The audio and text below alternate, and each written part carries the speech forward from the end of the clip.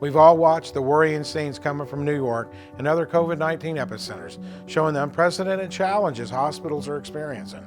From inundated emergency rooms to equipment shortages and staffing worries, there's no doubt that the COVID-19 pandemic is putting unprecedented strain on the healthcare system all around the country. I recently spoke with Hugh Brown, CEO of St. David's Georgetown Hospital, to find out how they're preparing for a possible surge in COVID-19 patients.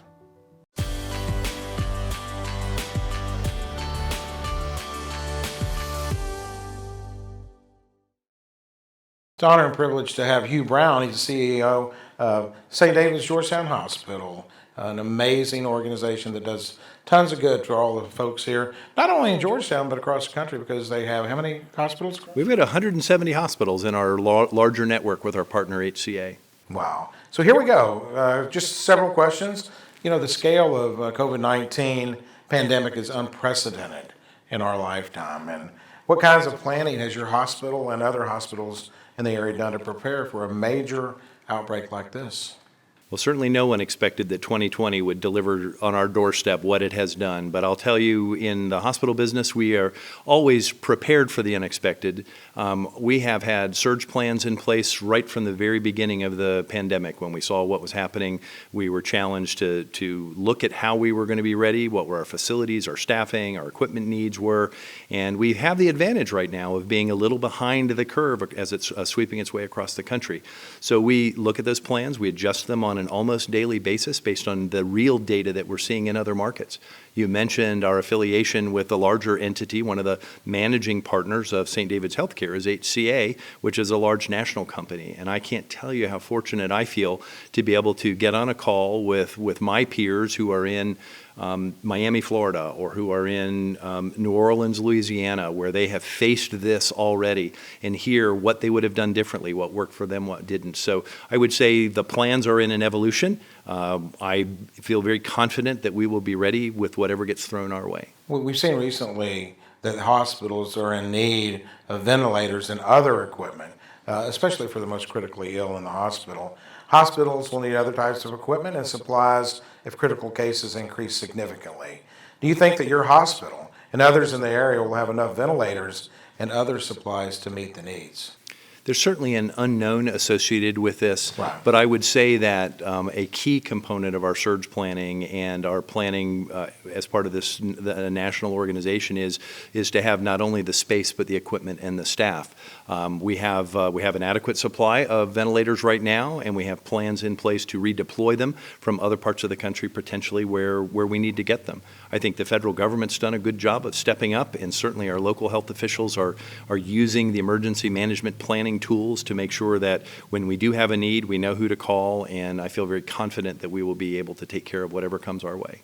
Yeah, just, in the news, New York and New Jersey and other hospitals in those areas have been hard hit, and they're showing shortages of, personal protective equipment and ventilators and stuff. And you just indicated that you think we're going to be okay here, but it could be subject to change depending on how COVID-19 progresses down the timeline. Yeah, what is the Williamson County version of COVID-19? We just don't know. It's a little different in every community. You're right. Again, personal protective equipment, that was not part of anybody's vocabulary before the last several weeks. PPE, as we've called it, of course, we've always relied on that in the hospitals. And I feel like, generally speaking, we have adequate supplies and we have the ability to get more when we need it. There is a national shortage of the highest level of respiratory protection, the N95s. So we've done a lot of things very proactively to try to preserve that stock.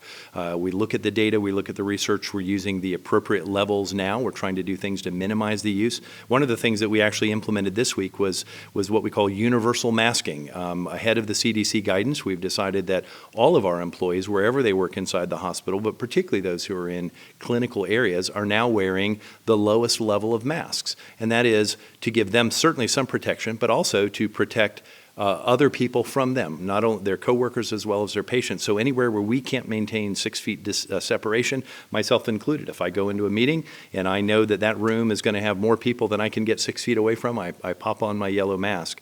By doing those things, we've actually seen we are reducing the overall usage of PPE, because I, in my position, can use the same mask for several days. We don't have to change it out until it gets soiled or no longer usable, where our clinicians need it sometimes multiple times during a shift. So there's a lot of mitigation strategies that we've been able to observe and see what work. We've run pilot studies in other hospitals and trying to adopt those best practices here. So what's the purpose of the mask? You know, the masks really have twofold purpose. Most people think that it's to keep you from breathing in other people's germs, but one thing that's very true, that's been, every study's shown this about this COVID-19, it is really carried predominantly in what we call droplets. And you may not realize it, but just in your normal speaking, there's a certain amount of spittle and aerosolized droplets that come out of your mouth. So really, one of the primary purposes of these masks is to keep what you are expelling from going beyond the mask, and so capturing it inside. So it's by doing that and maintaining the distancing, we can really significantly reduce the chance that somebody else is going to get the virus if we have it and don't even know it. If you look at some of the other cities in the U.S., they're actually constructing field hospitals, convention centers, soccer fields, and other places in their community. Does this enter into y'all's planning at all?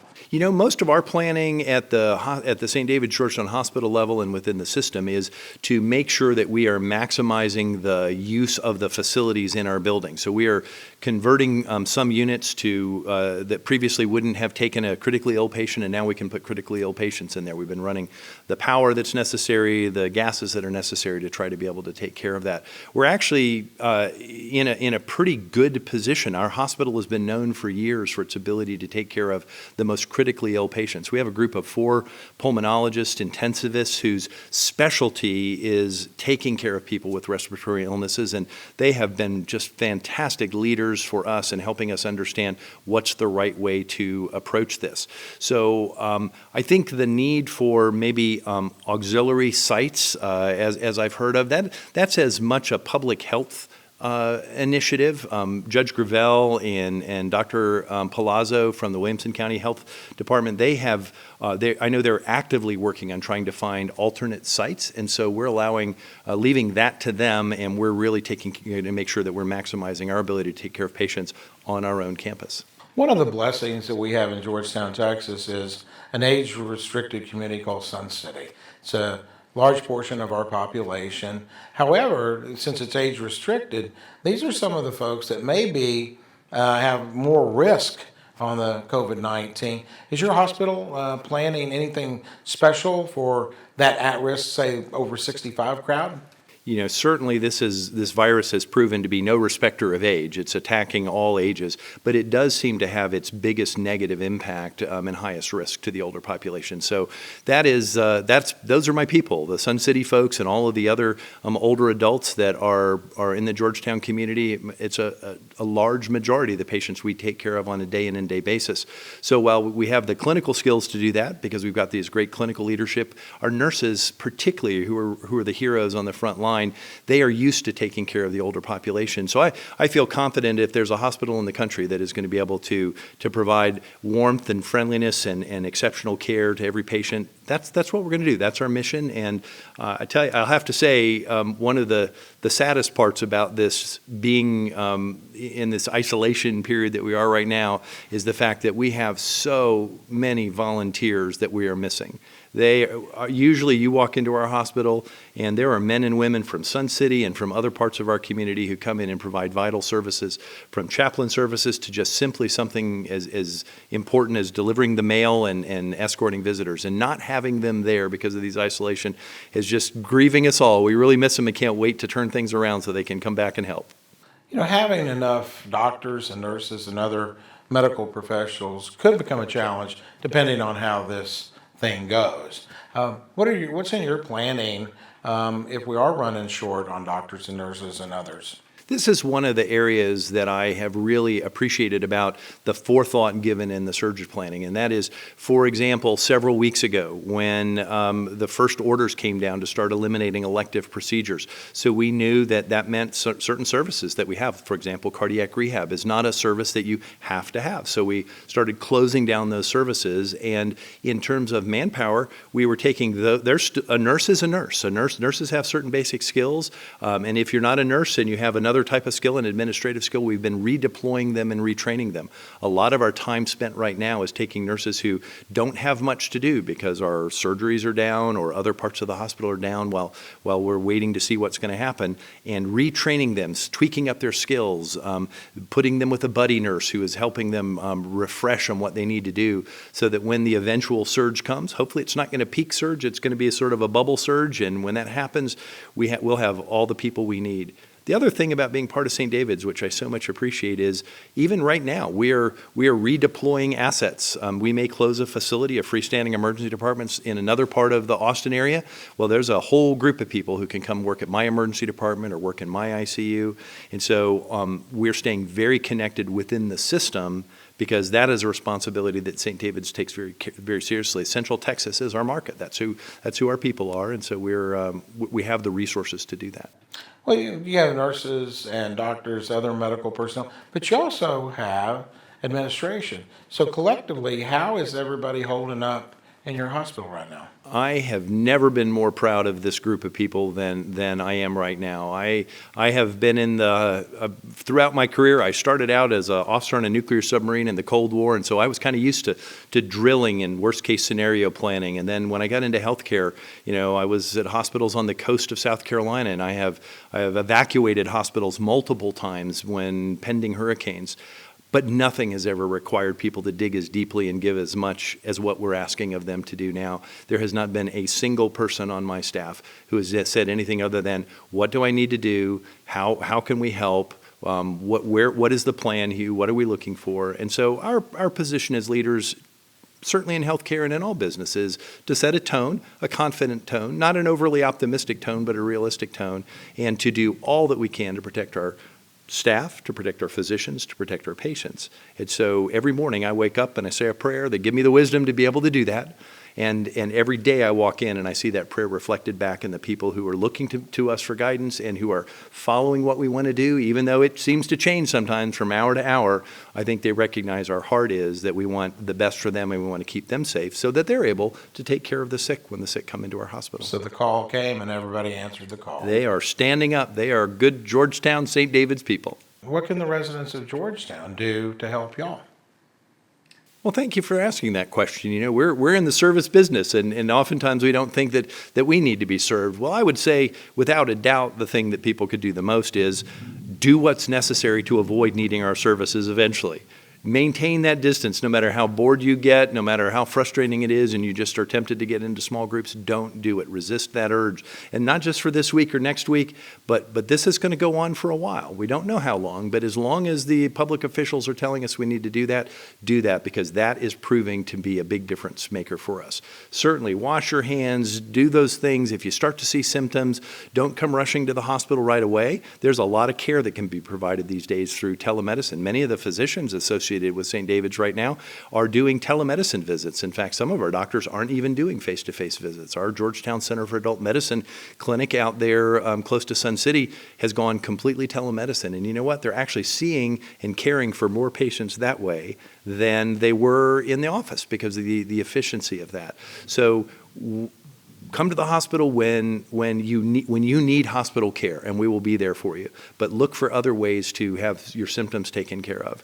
And there are a lot of efforts in this community. I appreciate what, for example, Barbara Pierce and the Grace Lutheran people are doing for all the hospitals in the area, where they are in the process of collecting funds through some mechanism, and they have been blessing my staff with meals.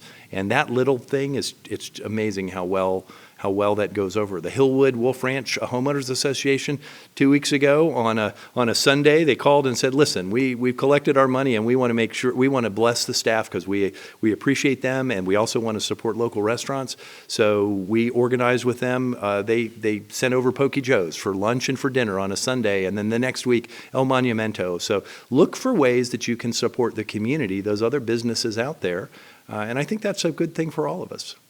Well, I know right now your schedule is crazy, and it's such an honor and privilege for you joining me today and sharing your expertise with not only the people in Georgetown, but the people in Williamson County and points beyond. Who knows? Because this will be on Facebook, and anybody can dial in. Again, thank you so much for your time today. Well, I appreciate it, and I will say over and over when I talk to my peers in hospitals around the nation, and we're swapping stories, no one has a more supportive community than the Georgetown community. What David Morgan and the city staff have done, I've had so many people reach out to the hospital and say, how can we help you? Chief Nero, reached out and said, what can we do to support you? And my message to all of them has been, just be there when we need you. Right now, we've got it a little bit under control, but a time will come, and Mayor, your leadership of the city and the council, we just feel it, and we know that, and so we covet your support, we covet your prayers, and we're ready when it hits. God bless you, Jim. Thank you very much. For more interviews about how the COVID-19 outbreak is impacting local business, government, and healthcare, click here. And to keep up to date with city news, visit georgetown.org. Thank you for watching.